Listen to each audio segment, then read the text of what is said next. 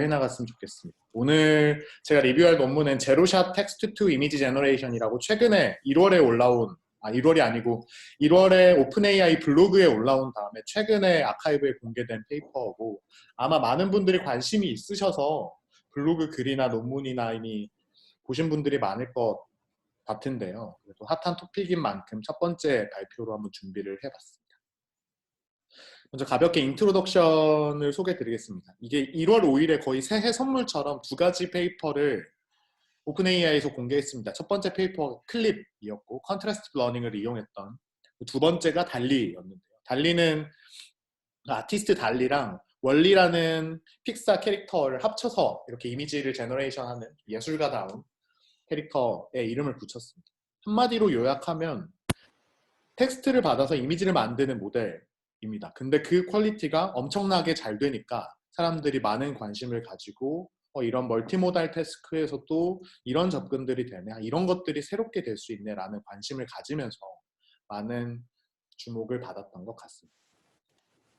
한 장으로 한번 요약을 해봤습니다. 물론 많은 디테일들이 있고 사실 모델 이외에도 데이터를 모으는 방법이나 정말 많은 디테일들이 논문에 있지만 일단 한 장으로 딱 정리하면 이렇게 정리해 볼 수 있을 것 같아요. 한 줄로 정리하면 제로샷, 그러니까 트레이닝 데이터를 더 학습시키지 않고도 어떤 새로운 본 것에 대해서 텍스트 프롬프트, 어떤 텍스트를 주면 그걸 바탕으로 이미지 제너레이션을 해주는 애다. 근데 그걸 제로샷으로 하니까 우리가 처음 본 이미지에 대한 요구 사항에 대해서도 어느 정도 잘 제너레이션 해줄 수 있다더라 라는 거고, 인풋 아웃풋을 당연히 자연스럽게 생각을 해보면 인풋으로는 텍스트 프롬프트를 받아야 되니까 텍스트 토큰, 그리고 이미지를 받던 이미지 토큰을 함께 받던지 아니면 그냥 이미지 없이 텍스트 토큰만 받던지 둘 중 하나로 자유롭게 선택을 할 수 있습니다. 텍스트는 무조건 들어가야 되고요.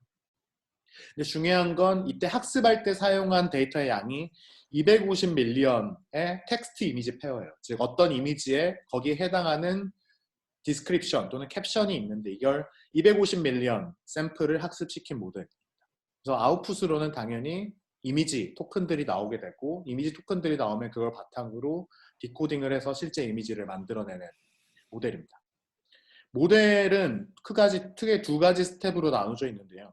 VQVA를 건벨 소프트맥스랑 함께 사용했고 벡터 퀀타이즈드 베리에이션 오토 인코더라는 모델을 스테이지 1에서 사용을 하고 그 학습된 내용을 기반으로 트랜스포머 디코더를 학습해서 이때 트랜스포머 디코더의 파라미터 수는 12빌리언으로 무척 큰 GPT-3가 17빌리언 정도 되는데 거의 거기에 맞먹는 수준의 엄청나게 큰 모델을 가지고 이미지 디코딩을 하게 됩니다.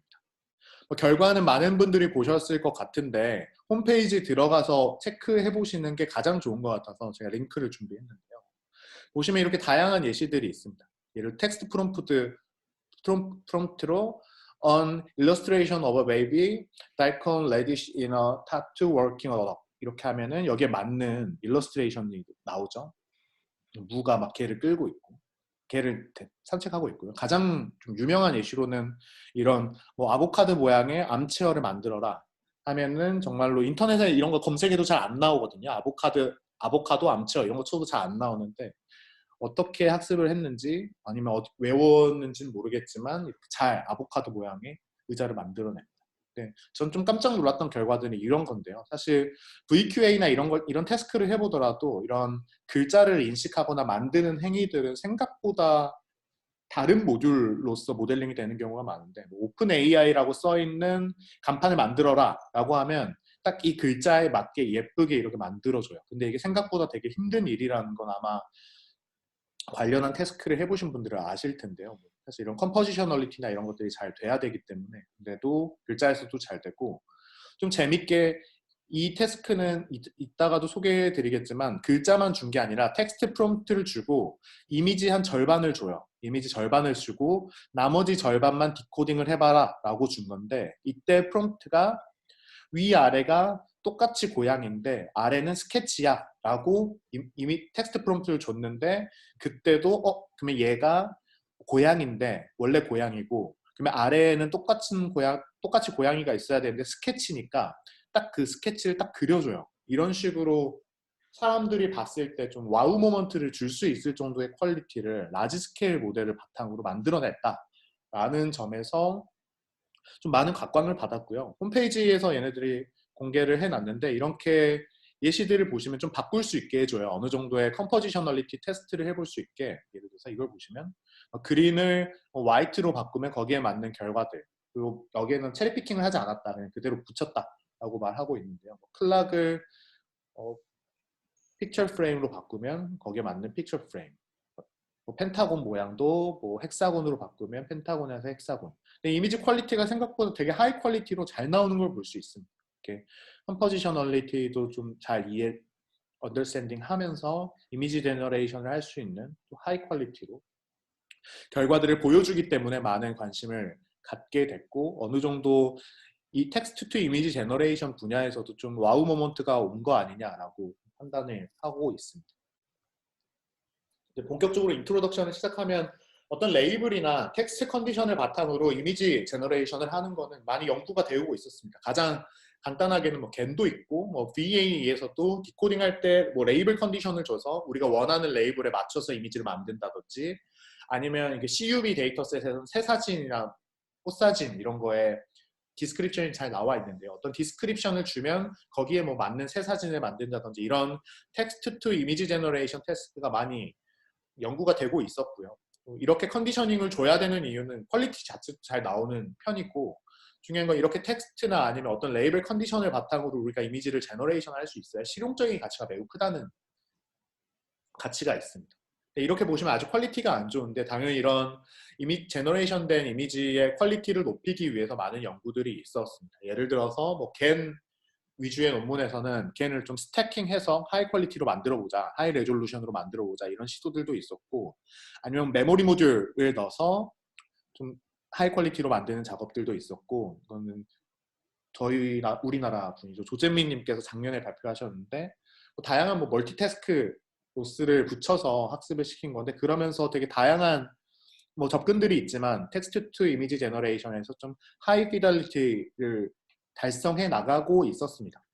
좀 이렇게 연구가 많이 되고 있었고 다들 중요하다고 공감을 하고 있었는데, 아직까지도 결과들을 보면 아티팩트가 여전히 심한 걸 볼 수 있습니다. 밑에 가운데 사진을 보시면 이런 게 잘 되는 것 같은데 배경이 아직 여전히 흐리고요. 이게 세 번째 사진 보시면 좀 이게 말도 안 되게 나오죠. 연이 막 이렇게 아티팩트도 있고, 백그라운드랑 포그라운드가 확실하게 구분되지 않을 수도 있고, 아니면 이상한 오브젝트가 이상한 위치에 와 있을 수도 있고, 아직까지는 이런 식으로 아티팩트가 심했습니다. 근데 이때 이 연구의 가장 큰 모티베이션은 라지 스케일업 제너레이티브 모델이에요. 오픈 AI답게 좀 생각을 한 건데, 최근에 오토리그레시브 트랜스포머를 기반으로 제너레이티브 모델들이 학습이 되기 시작했습니다. 컴퓨테이션도 높이고 모델 크기도 키우고 데이터도 키우니까 다양한 도메인에서 성공을 했다. 예를 들어서 GPT-3 17빌리언에서 인터넷에 있는 데이터 다 끌어다 쓰니까 정말 잘 되더라. 제너레이티브 모델이. 또 IGPT도 있었는데 6.8 빌리언 정도의 트랜스포머 디코더를 학습시켜 보니까 생각보다 잘 되더라. 제너레이션도 원래는 아예 안 되던 게 되는 정도의 수준까지 나오고, 리니어 프루빙을 해봐도 어느 정도 다른 다운스트림 태스크에서도 잘 되는 거 봐도 되게 피처를 잘 뽑더라. 그리고 오디오 쪽에서도 주크박스라고 5빌리언짜리 모델을 이미 발표한 적이 있습니다. 이런 식으로 라지 스케일 제너레이티브 모델이 제너레이션에 대해서 규모가 커졌을 때 좋은 퀄리티를 보여주는데, 근데 왜 텍스트 투 이미지 제너레이션 이런 멀티모달 태스크에서는 이렇게 라지 스케일로 안 가고 있지? 라는 생각을 자연스럽게 한 거죠. 주로 사용하는 데이터셋이 MS-COCO나 CUV 데이터셋인데, MS-COCO 데이터셋의 사이즈가 크긴 큰데, 예를 들어 이미지가 330K 이미지밖에 없거든요. 여전히 이미지넷보다는 이미지도 좋고, 한 이미지당 캡션이 평균 한 5개 정도 있는 걸로 제가 기억하고 있는데, 캡션이 있더라도 페어로 따지면 1밀리언, 10밀리언도 안 되는, 10밀리언도 많은 건데, 1밀리언 이미지 샘플도 안 되는 거니까 여전히 데이터셋의 크기가 적다고 볼 수 있는데, 혹시 텍스트 투 이미지 제너레이션이나 이런 멀티모달 태스크에서 아직까지 성능이 잘 안 나오는 게 알고리즘의 문제가 아니라 데이터셋이나 모델 사이즈의 문제일 수도 있다라는 아주 가벼운 궁금증을 바탕으로 모델 사이즈를 모델의 구조를 마음대로 바꾸는 것도 중요하지만 그러한 모델 규모를 키우고 데이터 규모를 키우고 가장 간단한 모델을 썼을 때 성능을 우리가 끝까지 끌어올려 볼 수 있을까라는 궁금증으로 시작한 논문입니다. 컨트리뷰션은 모델, 특히 디코딩하는 트랜스포머 모델이 12빌리언 파라미터로 엄청 큰 모델이다. 그리고 학습시킨 이미지는 250밀리언 이미지 텍스트 페어를 수집해서 학습을 했다. 라는 게 가장 큰 컨트리뷰션이고 그렇게 했을 때 그냥 단순히 어느 정도 퀄리티가 좋다. 이거를 넘어서 컨트롤러 내추럴 랭귀지를 기반으로 컨트롤할 수 있는 이미지 제너레이션 모델이 굉장히 좋은 퀄리티로 나온다. 라고 정리를 해볼 수 있습니다. 그리고 MS 코코 데이터셋에서 어떤 제로샷 이미지 제너레이션 테스트를 해봤는데도 되게 잘 됐었고 여기에서 휴먼 이밸류에이션까지 진행을 합니다. 그래서 프라이어 웍보다 90%의 사람들이 프라이어 웍보다 달리 이 페이퍼 모델 이름인데요. 달리가 만든 이미지가 훨씬 더 리얼리스틱하고 캡션에도 정확하다라고 평가를 했을 정도로 좋은 퀄리티를 보여주고 있습니다. 이외에도 이미지 투 이미지 아까 봤었던 마지막 예시처럼 이미지 투 이미지 트랜슬레이션에서도 어느 정도 좋은 퀄리티를 보여주고 있습니다. 이제 본격적으로 메소드를 설명드릴 텐데요. 사실 좀 논문에 앞서서 제가 좀 죄송하다는 말씀 드리고 싶은 게 많은 분들이 이 정도까지만 보시면 아 적당히 데이터를 모아서 또 모델 사이즈를 키워서 학습을 시켰더니 잘 된다구나 라고 저도 이해를 하고 있어서 그냥 이 페이퍼를 가볍게 리뷰를 했는데 저는 이 달리라는 이 페이퍼가 의미하는 바가 크다고 생각을 합니다. 우리가 머신러닝의 3요소가 필요하다. 데이터, 컴퓨테이셔널 리소스, 그리고 알고리즘. 이 세 가지가 결합돼서 머신러닝이 발전하다고 말하고 있는데 어느 정도 컴퓨테이션이나 데이터의 빅점프가 온 뒤로 많은 연구자들이 사실 저도 그렇고 알고리즘에 집중한 것 같아요. 알고리즘에서 집중을 해오고 페이퍼를 써왔는데 이 페이퍼는 거의 이 세 가지가 모두 다 중요하다는 것을 보여주는 시사점을 가지고 있는 것 같습니다. 그래서 저도 알고리즘만 좀 알지도 못하는데 알고리즘만 어느 정도 알고 있기 때문에 나머지 요소들에 대한 제가 자세하게 리뷰는 못했고 대신 페이퍼에는 오히려 그런 부분들이 자세하게 나와 있으니까 혹시 제가 답변을 못하면 이후에도 좀 조사를 해서 답변을 할 수 있도록 아니면 다른 뛰어나신 분들이 대신 답변해 주시면 좋을 것 같습니다. 네, 먼저 이제 메소드 설명드리겠습니다. 오버뷰를 한번 정리를 해봤어요. 그래서 가운데 두 가지가 모델이고 세 번째는 뭐 이밸류에이션을 하겠죠. 네 번째는 이밸류에이션을 하겠죠. 그리고 그 전에 먼저 텍스트 투 이미지 페어 데이터를 모읍니다. 250자. 그래서 데이터를 모은 다음에 스테이지를 두 가지로 나눠서 첫 번째 비주얼 코드북을 학습하는 단계 그리고 이렇게 학습한 코드북을 바탕으로 실제로 오토 리그레시브 트랜스포머 디코더를 학습하는 단계 두 단계로 이루어져 있습니다. 그리고 라지 스케일 모델을 학습해야 되기 때문에 이 학습하는 과정에서 믹스드 프리시전 트레이닝이라든지 아니면 분산 환경에서의 옵티마이제이션 하는 부분들도 페이퍼에 추가되어 있습니다. 먼저 이미지 모으는 것부터 이야기를 드리겠습니다. 이미지를 모을 때는 총 250밀리언 샘플을 모았습니다. 크게 세 가지 데이터셋을 모았다고 나와 있는데요. 첫 번째로는 이미 존재하고 있었던 데이터셋인데 컨셉추얼 캡션 데이터셋, 다양한 이미지에 여기에 맞는 캡션이 있는 데이터셋이 3.3밀리언 샘플 정도 있는데요. 먼저 컨셉추얼 캡션을 사용을 했고 좀 특이하게 이 논문에서 자세하게 좀 알려주는데 한 방에 250개를 다 모을 수 없고 모델 사이즈를 키울 수 없으니까 좀 우선적인 연구에서는 초기 연구에서는 컨셉추얼 캡션 가지고 어떤 모델 구조가 맞고 하이퍼 파라미터가 맞고 이런지를 테스트했다고 합니다. 그래서 어느 정도 모델의 방향을 잡아놓은 다음에 YFCC 100밀리언 여기에 MS 코코도 좀 포함되어 있는데 이 데이터셋을 포함을 시켰고 그 다음에 텍스트 이미지 페어가 아직 부족하니까 위키페디아를 보면 사진이랑 거기에 대한 캡션들이 잘 나와 있거든요. 거기에 있는 데이터를 모아서 이 세 가지 소스를 바탕으로 총 250밀리언 옵 샘플을 수집했다고 합니다. 여기에서 좀 이슈가 있는 게 이밸류에이션은 MS 코코 데이터셋으로 하는데 YFCC 데이터셋에 어느 정도 이 이미지가 들어가 있어요. 그래서 이밸류에이션 할 때 좀 가장 가까운 사진을 찾아서 이밸류에이션의 공정성을 위해서 좀 가장 가까운 사진을 찾아서 제외한다든지 이런 테크닉도 진행을 했다고 합니다.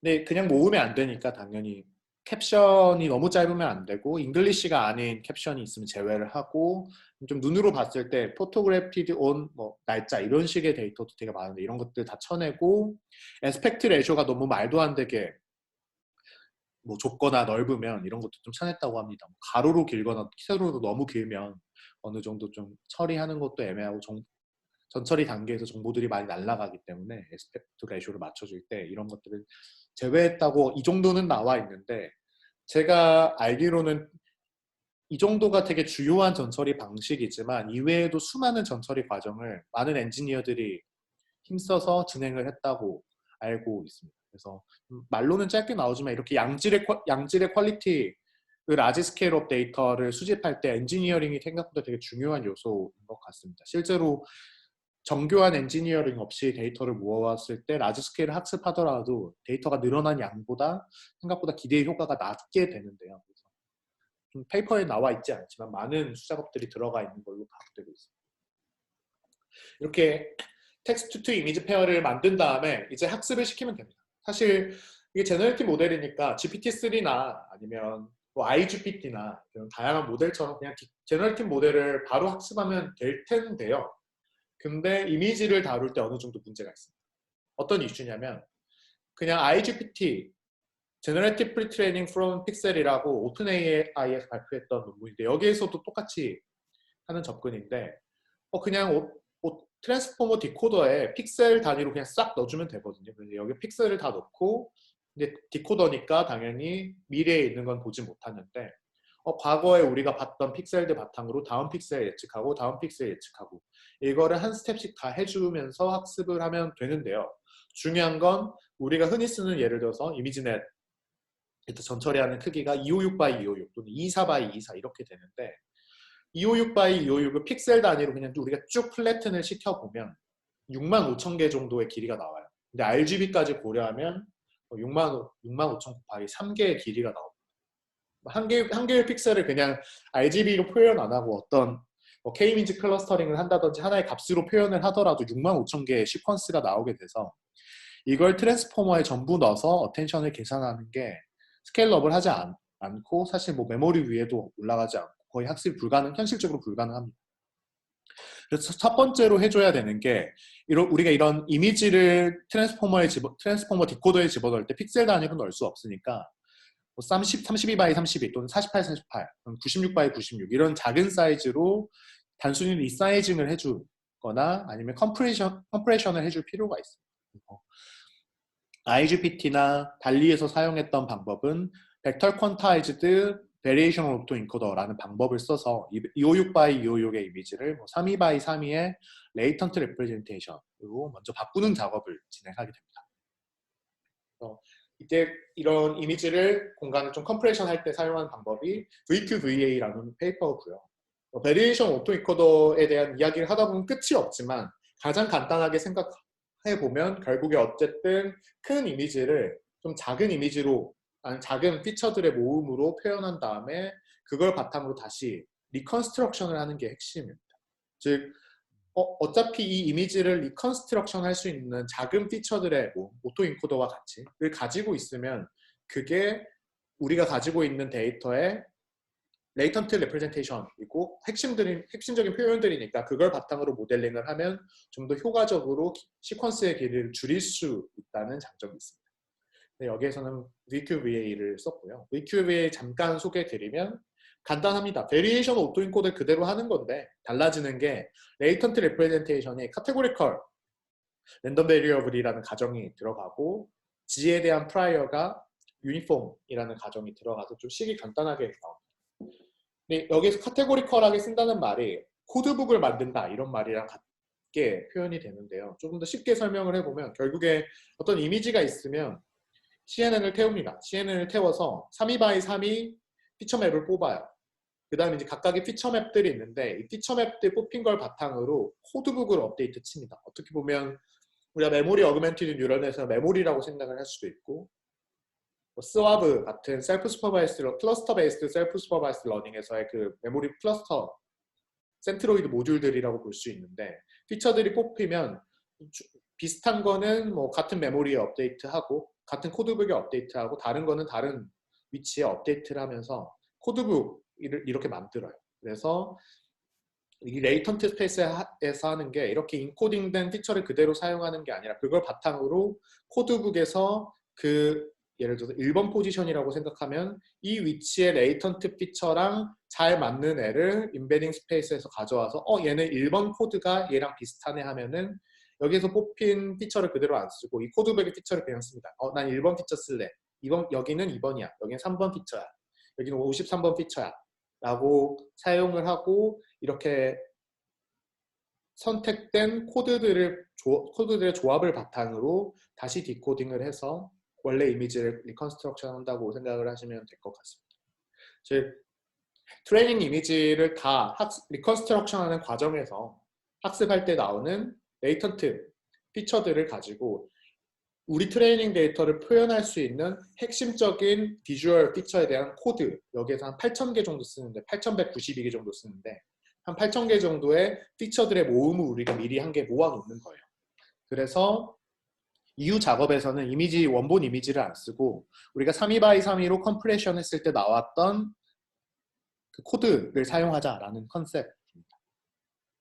좀 제가 그냥 준비를 해봤는데 여기에서 사실 그러면 피처를 뽑고 얘는 1번, 얘는 2번, 얘는 3번 이렇게 카테고리컬 베리어블로 선택하는 부분이 들어가게 되면 인코더 쪽으로 여기에서 리컨스트럭션을 하더라도 로스가 여기에서 백프롭이 되지 않아서 기존에는 그냥 이 코드북에 대한 그레디언트를 그냥 그대로 복사해서 스트레이트포워드하게 사용을 했는데 이 페이퍼에서는 건벨 소프트맥스를 사용하다는 다른 점만 있습니다. 위크V에서.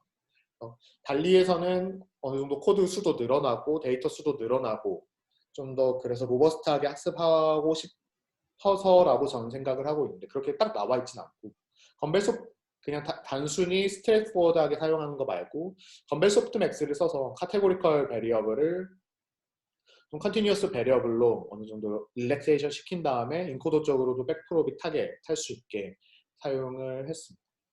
제가 여기까지 다 설명을 하면 너무 시간이 오래 걸릴 것 같아서 제가 좀 추천은 적어놨는데 좀 건벨 소프트맥스가 되게 모양이 간단하거든요. 그냥 기존에 있었던 프라이어에다가 뭐 건벨 샘플링, 건벨 디스트리뷰션에서 샘플링하는 요소만 추가되는데 핵심은 우리가 기존에 가지고 있었던 뭐 P1, P2, P3, 파이1, 파이2, 파이3 이런 게 익스펙테이션은 같은데 이런 식으로 샘플링을 하게 되면은 이렇게 우리가 그냥 한 개 딱 샘플링한 것처럼 샘플링이 아니라 여기에서 값을 추출해 오면은 그냥 하드하게 샘플링한 것처럼 딱 예쁘게 나와준다는 장점이 있어요. 그래서 컨티뉴어스한 베리어블을 사용하면서도 리파라미터라이제이션 트릭과 뭐 비슷한 거죠. 이쪽으로 백프로빗 할 수 있게 해준 트릭이라고 생각하시면 될 것 같습니다.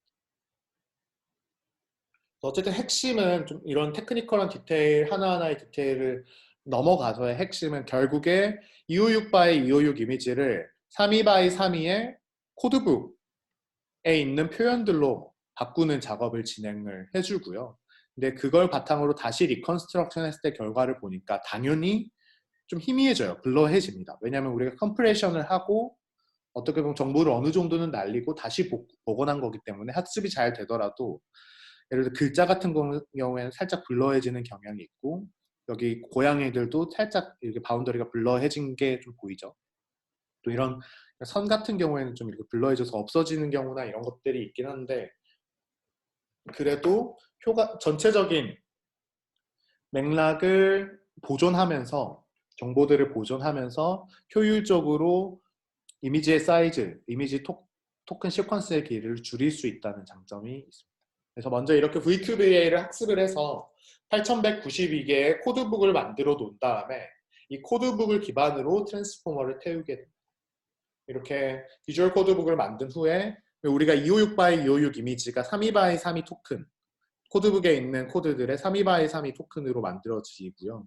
그다음에 내추럴 랭귀지 캡션은 그냥 가장 기본적인 방법인 BP 인코딩을 통해서 최대 256개의 텍스트 토큰으로 만든 다음에 얘네들을 그냥 붙여서 트랜스포머 디코더에 집어넣는 게 끝입니다.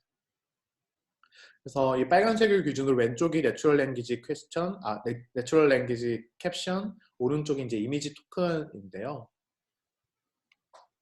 먼저 이렇게 그냥 컨캣네이션을 시켜주고 트랜스포머 모델은 뭐 64개의 멀티헤드 셀프 어텐션 블락, 그리고 각각의 헤드는 62개, 그리고 헤드당 스테이트 개수는 64개 정도 모델을 가진 좀 깊고 와이드한 모델. 처음에 이제 텍스트 토큰들이 있으면 각각의 텍스트 임베딩, 토크나이징 해서 각각의 임베딩을 뽑아와 주고요. 그 다음에 길이가 256보다 짧은 경우에는 이렇게 패딩을 해주게 됩니다. 그 다음에 텍스트의 길이가 끝나면 배치 단위로 넣어주려면 전체 길이는 맞춰줘야 되기 때문에 패딩을 넣어주고, 그 다음에 패딩 끝나면은 이제 스타트업 이미지 토큰 한 개 넣고 여기에서부터 다음 픽셀, 다음 픽셀, 다음 픽셀을 맞춰 나갑니다. 그래서 모델 구조 자체는 사실 VQVA 부분을 제외하고는 모델 구조 자체는 매우 간단한 구조라고 생각을 하시면 될 것 같습니다. 조금 달라지는 조금 특이한 점은 이제 저희가 이제 마스킹을 해야 되는데, 즉 과거의 픽셀들을 보고 픽셀과 텍스트를 보고 그 다음 이미지 토큰을 맞추는 걸 학습해 줘야 되는데, 단순히 원래 우리가 알고 있는 트랜스포머에서 마스크는 그냥 이렇게 로우 트라이앵글 마스크인데요. 여기에서는 그렇게 사용하는 건 너무 비효율적이라서 로우 어텐션 마스크, 즉 같은 줄, 이게 16x16이면 4x4 이미지라고 생각을 해보면 4개면 한 줄을 보는 거거든요. 여기까지는 딱 이 줄까지는 텍스트니까 텍스트고, 텍스트는 다 본 상태에서 같은 줄에 있는 이전 픽셀들을 보는 마스크, 아니면 위에 있는 컬럼들, 그러니까 딱 4칸 차이가 나죠. 어떤 픽셀 기준으로 위쪽 픽셀에 어떤 게 있었지를 보는 마스크, 아니면 컨볼루션 마스크는 이렇게 생겼겠죠. 컨볼루션이 어떤 픽셀 중심으로 뭐 기억을 뒤집어 놓은 형태로 되어 있으니까 마스크가 이런 식으로 생길 텐데, 마스킹을 할 때 그냥 댄스 마스크를 그냥 사용하지 않고 로우로 컬럼 로우 마스크 이렇게 순차적으로 사용을 했다고 해요. 즉 로우 마스크, 로우 마스크, 컬럼 마스크, 로우 마스크, 이거를 순서대로 4개를 기준으로 순서대로 사용을 하면서 좀 같은 줄에 있는 픽셀들을 위주로 보되 한 번씩 위에 줄을 보는 방식 느낌으로 마스킹을 진행을 하고 그 다음 픽셀을 예측을 하게 되고 그 다음 이미지 토큰을 예측을 하게 됩니다. 특이한 건 얘네들이 휴리스틱으로 발견했다고 했는데, 마지막 블럭은 컨볼루션 어텐션 블럭을 마스크를 사용하는 게 효과가 조금 더 높았다 정도의 휴리스틱은 들어가 있는 상황입니다.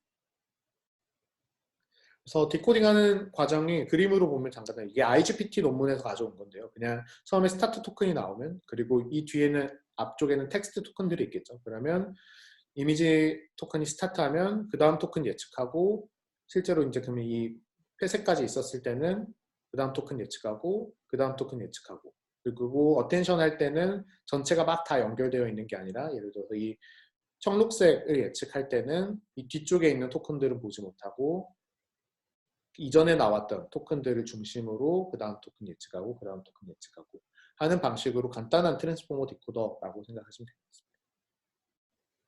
이렇게 두 가지 과정을 좀 정리를 해보면 결국에 X가 이미지, Y가 캡션, 그리고 G가 이미지 토큰, 왜냐면 우리가 VQVA로 레이턴트 리프레젠테이션 뽑았으니까 라고 생각을 해보면 결국에 이 조인트 디스트리뷰션을 학습하는 거랑 같다고 볼 수 있다라고 나와 있습니다. 그래서 디컴포지션 해보면 결국에 텍스트 캡션과 이미지 토큰을 바탕으로 X를 예측하는 게 그 VQV에서의 디코딩하는 거겠죠.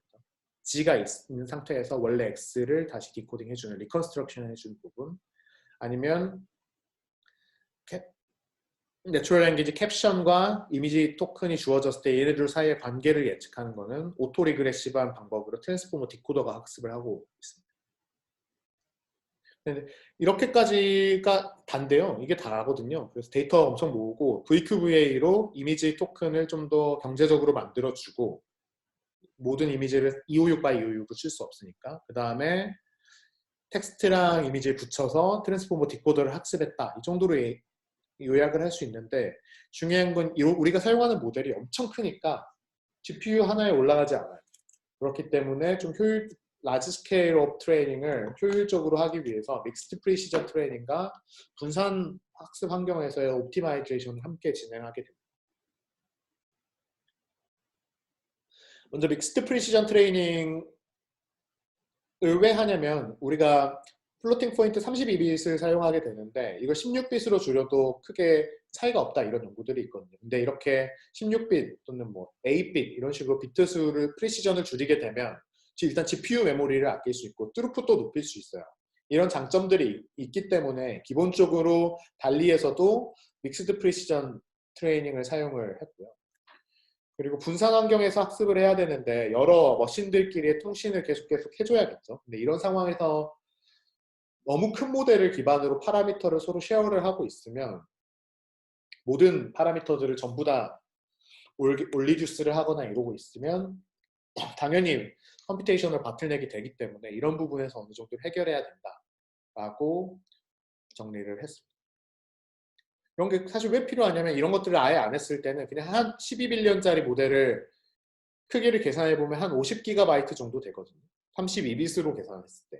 근데 엔비디아 V100 GPU가 16GB 메모리를 가지고 있어요. 그래서 사실 이런 처리를 해주지 않으면 모델 하나가 GPU 하나에 올라가지도 않으니까 학습 자체를 할 수 없습니다. 미니 배치를 올리기는커녕 모델도 올라가지 않습니다. 그렇기 때문에 모델 하나의 크기도 줄여줘야 되고 모델 자체를 쪼개서 여러 GPU에서 처리를 할 수 있게 모델 패러럴리즘도 진행해줘야 됩니다. 그런 상황에서 미니 배치를 올려야만 인퍼런스와 트레이닝을 진행할 수 있습니다.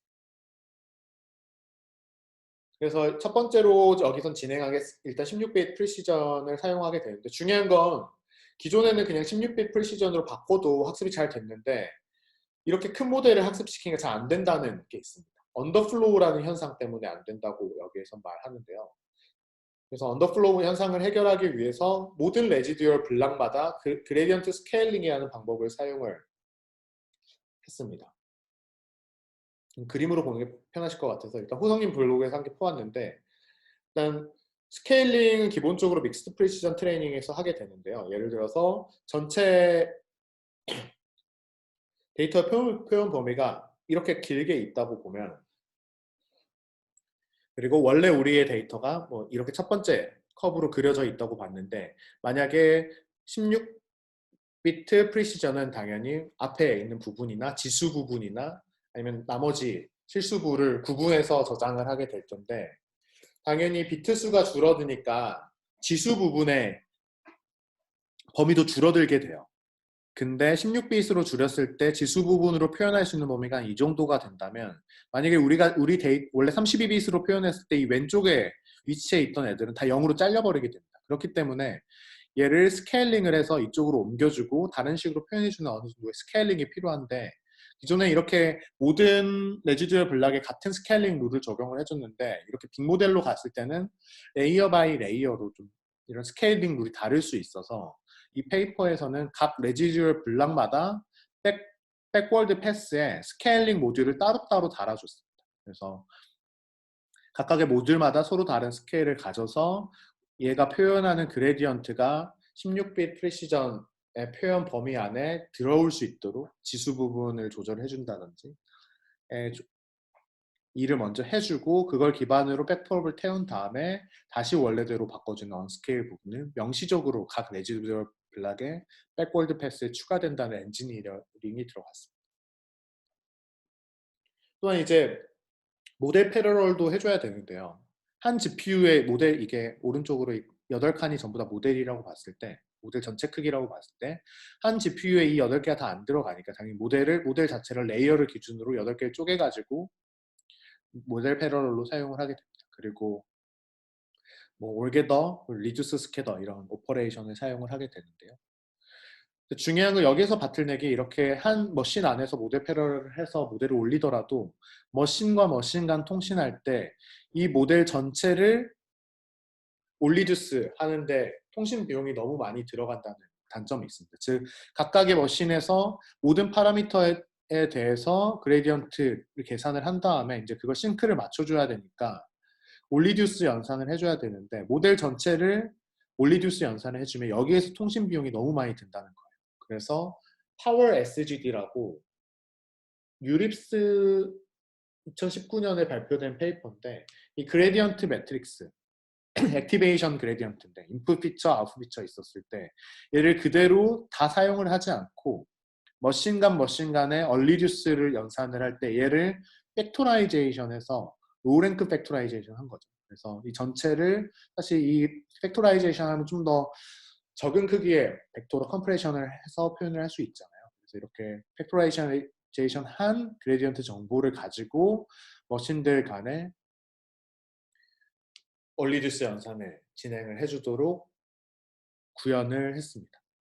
당연히 이렇게 팩토라이제이션을 해서 사용을 하게 되면 여기에서 나오는 에러가 있는 걸로 표현을 알고 있는데 좀 이런 라지 스케일 트레이닝 페이퍼들에서 이런 에러들이 큐뮬레이션 되지 않도록 어떤 식으로 처리할 건지 이런 문제에 집중하고 있다는 것까지는 알겠는데 여기는 제 전공이 아니라서 단시간에 좀 정리하기 힘들어서 일단 오늘 발표에서는 스킵을 했는데 전체적인 컨셉은 이런 엔지니어링까지 들어갔다라고 생각을 하시면 될 것 같습니다. 그래서 마지막으로 이런 엔지니어링을 바탕으로 학습을 시켰을 때 단순히 그냥 이제 제너레이션 하고 끝나는 건 아니에요. 텍스트 투 이미지 제너레이션 할 때는 텍스트 넣어주고 이미지가 나오고요. 이미지 투 이미지 제너레이션 할 때는 텍스트와 part of 이미지 토큰이 딱 들어가면 이제 나머지 part of 이미지가 딱 제너레이션 되는 구조라고 생각하시면 될 것 같습니다.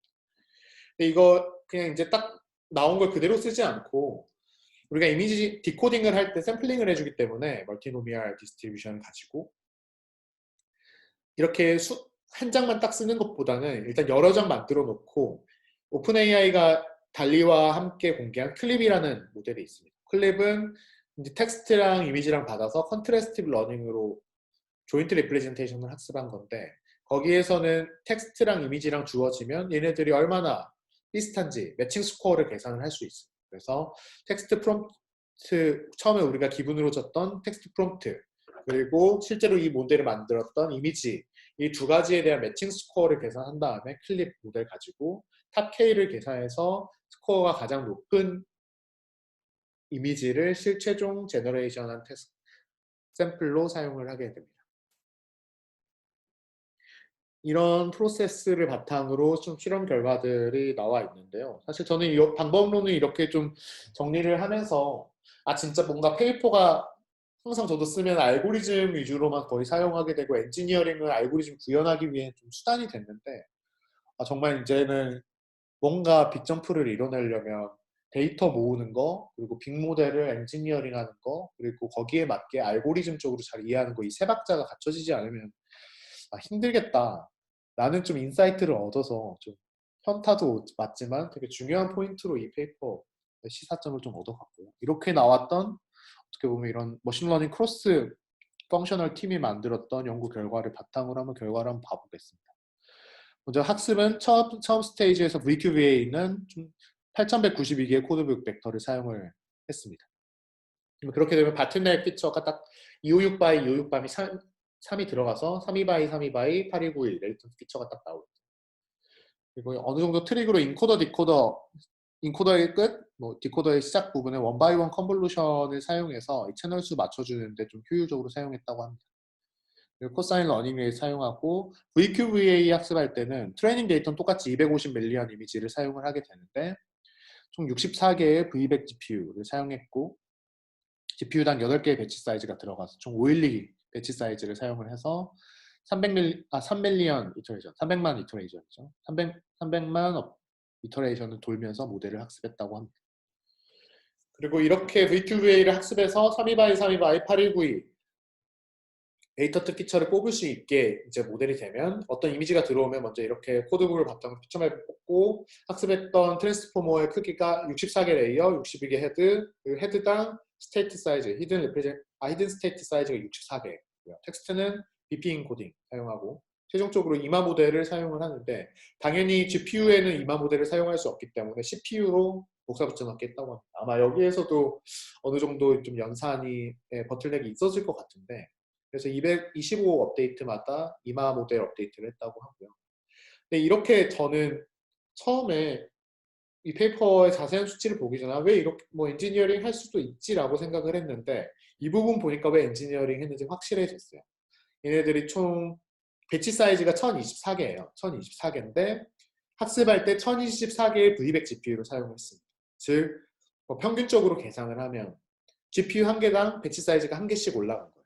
그래서 모델 사이즈가 너무 크니까 아까 제가 소개드렸던 이런 엔지니어링 없이는 그냥 데이터가 올라가지 않기 때문에 이렇게 많은 엔지니어링을 통해서 딱 GPU당 샘플 한 개 딱 올라가는 것까지 확인하고 그 다음에 GPU 개수만큼 늘려주게 됩니다. 모델 업데이트는 430K 업데이트를 하게 되고요. 러닝레이 스케줄링은 일단 이런 거는 정해서 실험할 수 없기 때문에 밸리데이션 데이터를 어느 정도 만들어 놓고 4.5 곱하기 10의 마이너스 4에서 시작을 처음에 웜업을 하고 여기 이제 도달하면 그때부터는 이제 눈으로 보고 절반씩 낮췄다고 합니다. 이제 더 이상 밸리데이션 로스가 안 떨어지는 것 같으면 절반으로 낮추고 절반으로 낮추고 이거 총 5번 진행했다고 합니다. 좀 신기한 결과들은 좀 페이퍼에도 나와 있는데 좀 이런 결과들을 예상하면서 연구를 한 것 같지는 않아요. 왜냐하면 자기들 좀 놀랐는데 이런 어빌리티를 발견했다 이런 식으로 좀 서술이 되어 있거든요. 그래서 학습해서 봤더니 좀 이렇게 메이드업 아코디언 이런 식으로 하게 되면은 딱 이런 모양이 나온다든지 on illustration of 어찌고저찌고 하면 거기에 대해서 좀 일러스트레이션이 좀 이렇게 일러 이미지라고 저희가 부르죠. 캐릭터처럼 나온다든지 아니면 사실 이것도 프롬프트를 보면 좀 복잡하거든요.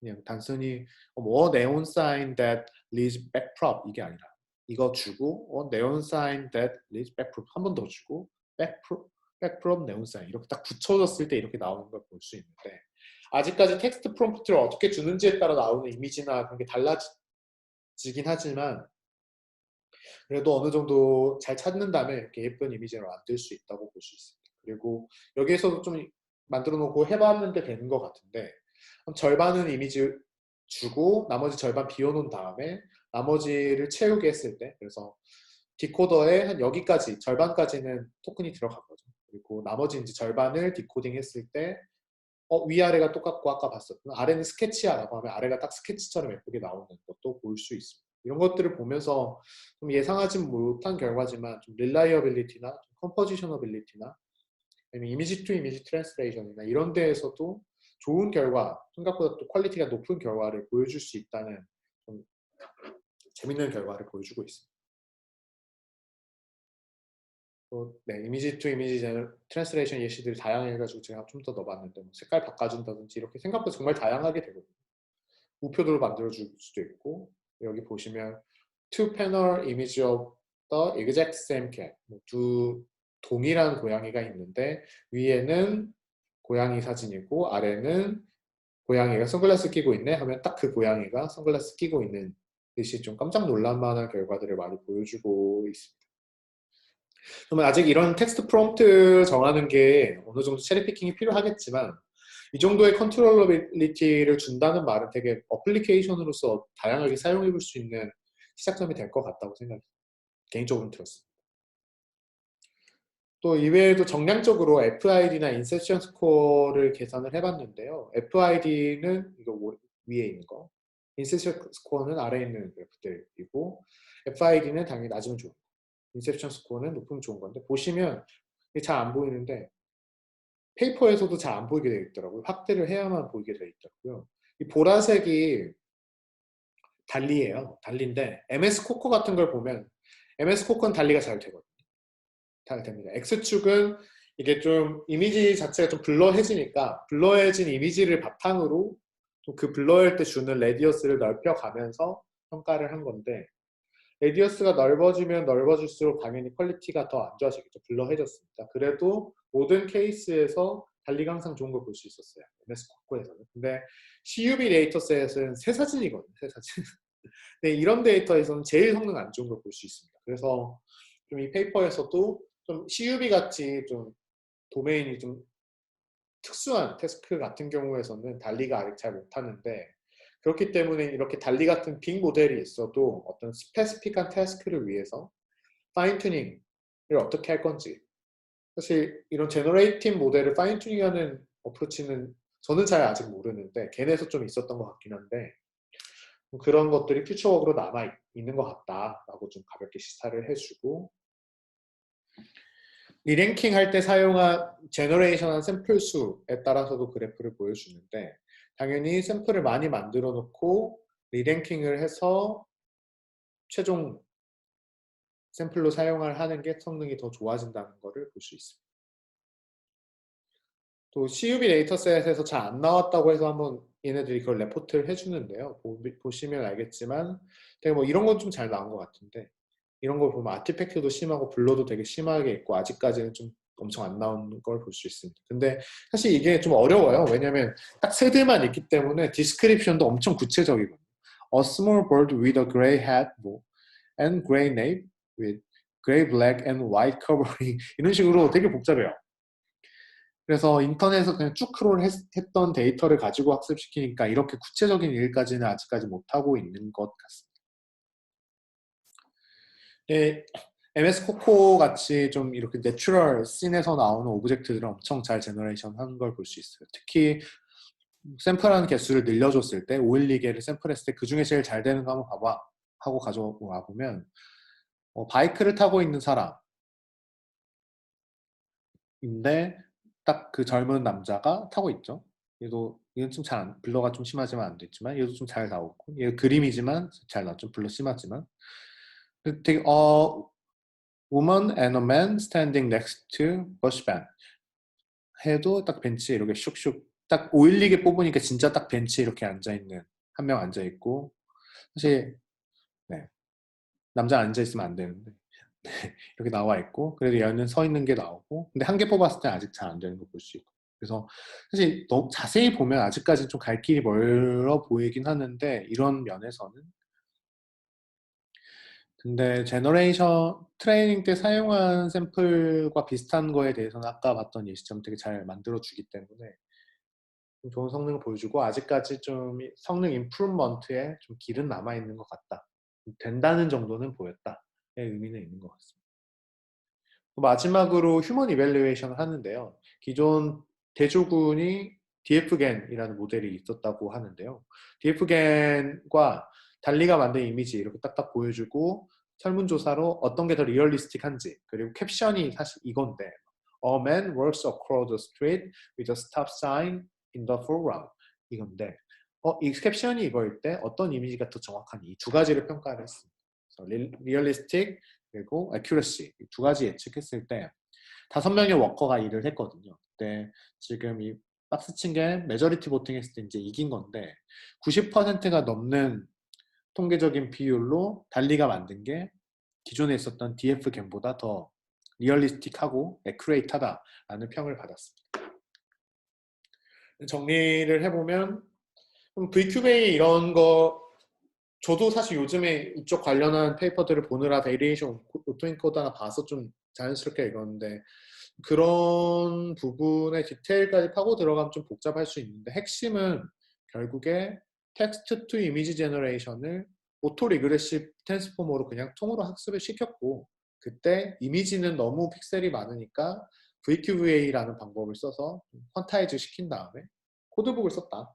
이 정도의 전처리 어떻게 보면 스테이지 1, 스테이지 2로 나눠서 해줬다 정도로 생각해 보시면 될 것 같고, 핵심이 알고리즘적인 진화들 많이 되어 왔지만 지금까지의 텍스트 투 이미지 제너레이션 태스크가 데이터 또는 모델의 스케일적으로 아직 부족했는데, 우리는 스케일을 키워서 제너럴라이제이션을 좀 향상시켰다. 제로샷 제너레이션도 되고, 또 이렇게 큰 모델 가지고 할 수 있다는 거의 의미가 좀 다르게 제너럴라이제이션 해석할 수 있는데, 싱글 제너레이티브 모델 가지고 다양한 태스크를 다 커버할 수 있는 영역을 가지게 된다라고 해석을 해볼 수 있습니다. 이런 데 컨트리뷰션이 있다고 판단을 할 수 있고요. 그리고 이렇게 스케일만 높였기 때문에 아직 범용성이 얼마나 있냐란 당연히 와이가르드가 있겠지만, 그걸 또 해결해 나가는 게 또 뭐 연구자들의 몫이라고 보고요. 있는데 어쨌든 이게 스케일을 기반으로 좀 향상된 제너럴라이제이션이 아마 이 이미지 투 텍스트 또 텍스트 투 이미지 뭐 아니면 이미지 투 텍스트 아니면 이런 피처들을 바탕으로 다른 다운스트림 텍스트에 적용하는 것까지 다양하게 좀 도움을 줄 수 있을 거라는 좀 좋은 연구의 시작이라고 생각을 했습니다.